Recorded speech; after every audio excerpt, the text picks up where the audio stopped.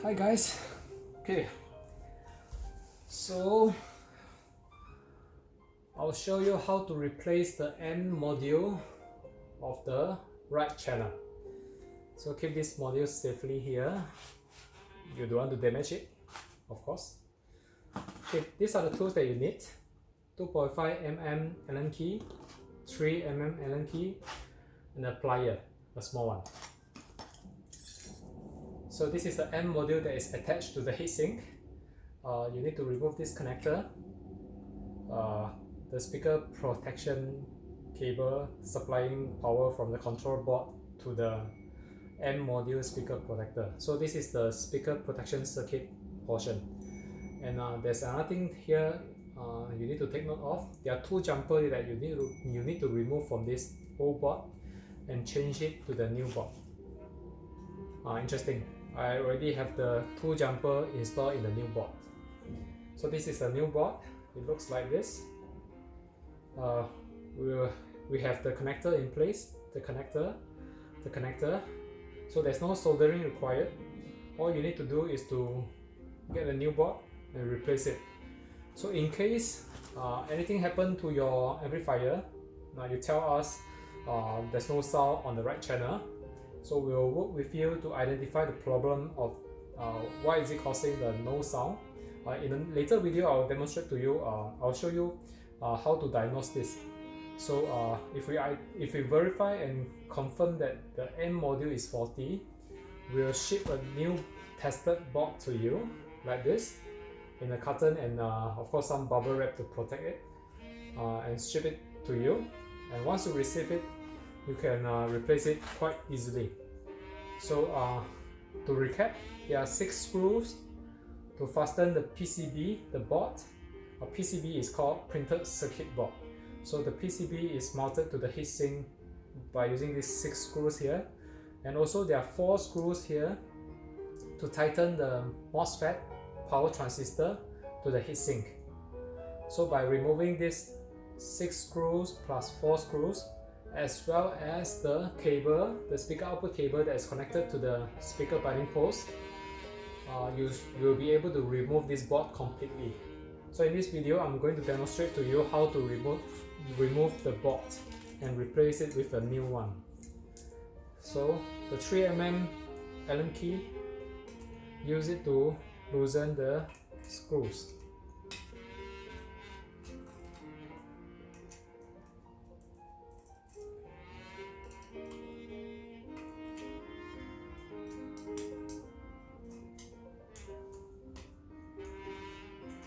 Okay, remember to place the screw in a safe place so that you can find them when you need them later.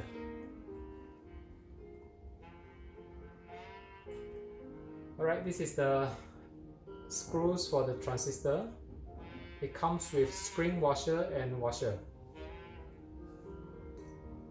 So place them in a safe place, not with your kid around, I hope.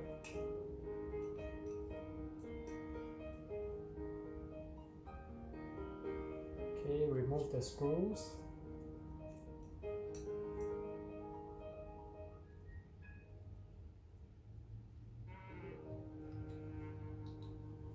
Okay, the board is now loose. Can you see that? But it cannot be taken out from the heatsink yet because we have 2 nuts that is holding the speaker cable with the binding post. So you can use a small little plier like this to loosen the nuts so that you can access the speaker cable. Let me think. Counterclockwise is to loosen. Alright, counterclockwise. Again, I always got this mixed up. I'm not a mechanical guy, I'm an electronic guy. But doing this DIY is my hobby, so I enjoy this pretty much. Okay, so I've used the plier to loosen the screw. Now I can use my finger to unscrew it pretty easily.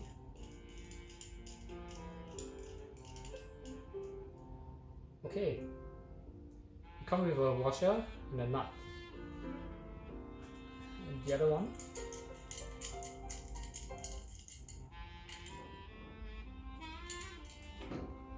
Okay, nut and washer. Okay, the board can be removed completely from the heatsink. The Mr. Heatsink and the board. Alright, so place the old board aside. Don't get mixed up with your new board. Hopefully not. And this is the new board. So what we need to do is to align this board with the heatsink. Align it properly. So visual check the mounting hole and the hole on the PCB are in place. Then we can screw the 6 screws back evenly. I always like to screw the diagonal screws first, so that I can be sure that they are all aligned properly. And also you do not need to tighten it right away, because you may need to adjust it to make sure that the rest of the screws can be screwed in nicely as well.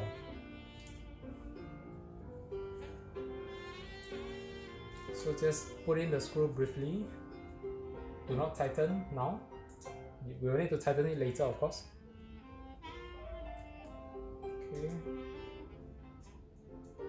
Okay. Alright, the PCB is now on the heatsink. The next thing is to check the power transistor are seated properly. So the definition of properly means there's a through hole on the transistor, the power transistor. So you need to visually check that the through hole are at the center of the screw tab, the tapping, the screw hole. In my case, it looks pretty okay. So now we can confirm that we can put in the screw for the transistor. Use the 2.5 mm Allen key.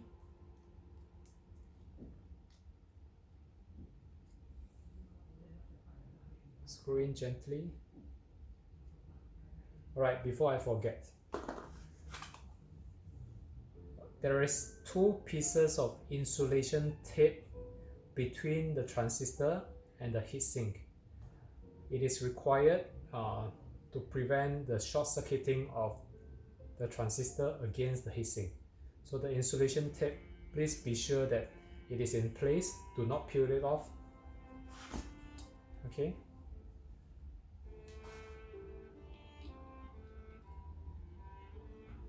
Okay. Hand tight the screw to the transistor.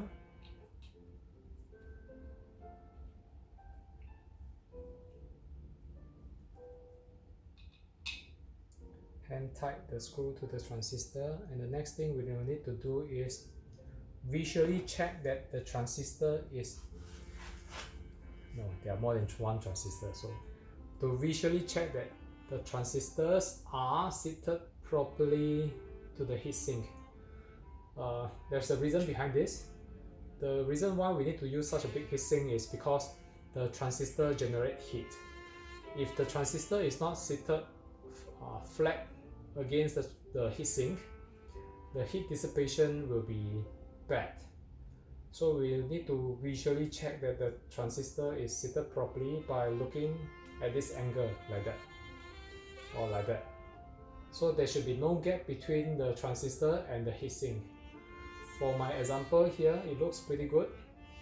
So we can be sure and tighten the screw of the transistor to the heatsink.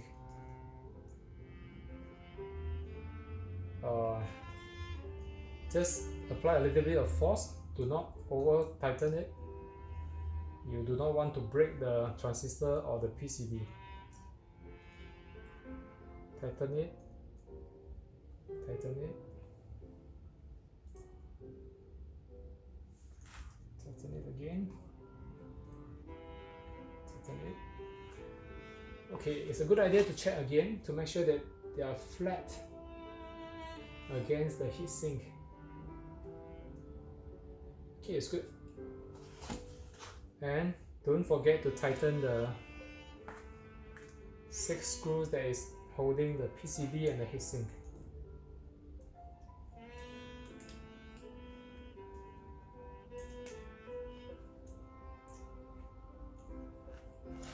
Again, hand tight will do.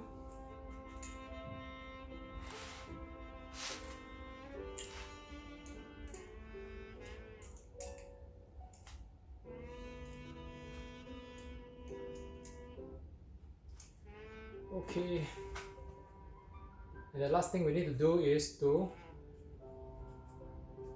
connect the speaker output cable to the speaker binding post. It's a little stiff, so you need to adjust it so that the ring goes into the bolts, and you can use the nut to tighten it.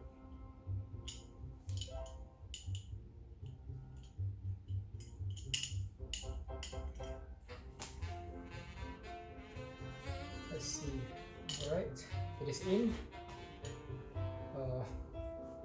Washer and a nut first. Washer first.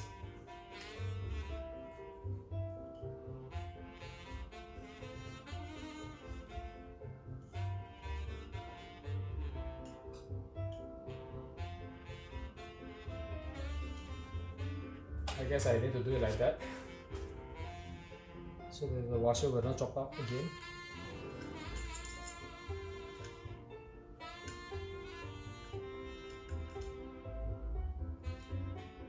Okay, the next one is the nut. You need to fill the bolt and put it in place and screw it. What do we have here? Alright, it is in. Okay, hand tight it. Later on we will need to use the plier to tighten it firmly. The washer first.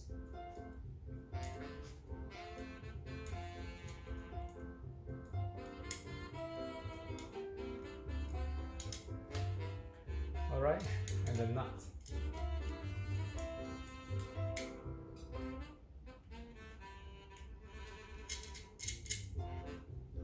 Okay, hand tight the nut. And let's see what do we have. Okay, visually check again, everything is in place. Looks good. And the plier. Use the plier to tighten the nut for the speaker cable connecting to the binding post. Remind yourself, clockwise is to tighten. Need to be sure you apply force to tighten this screw firmly. Okay. Tighten the positive and the negative.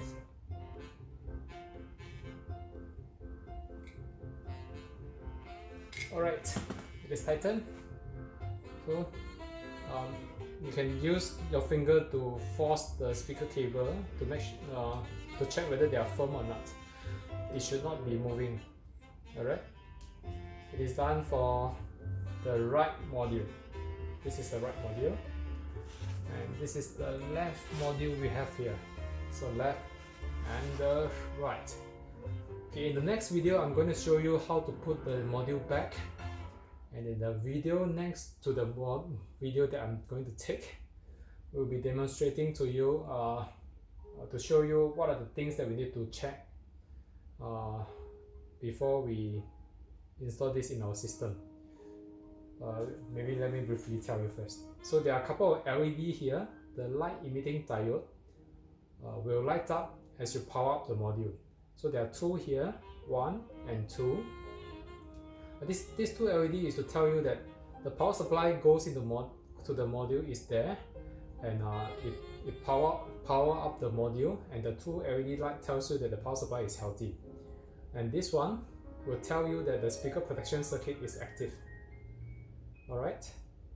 Okay, in the next video I'm going to install this, and the video after next I'm going to tell you how to visually check this LED lights. Alright, see you guys next time.